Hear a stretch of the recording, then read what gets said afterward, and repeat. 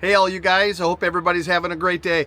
So today I'm going to do a little bit different of a video. This is the exhaust system that I'm going to let you guys hear on a 2025 Golf R. This is the Akrapovič exhaust.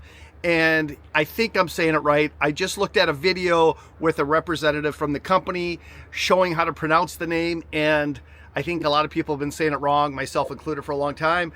So that is supposedly the correct way to say it. Akrapovič.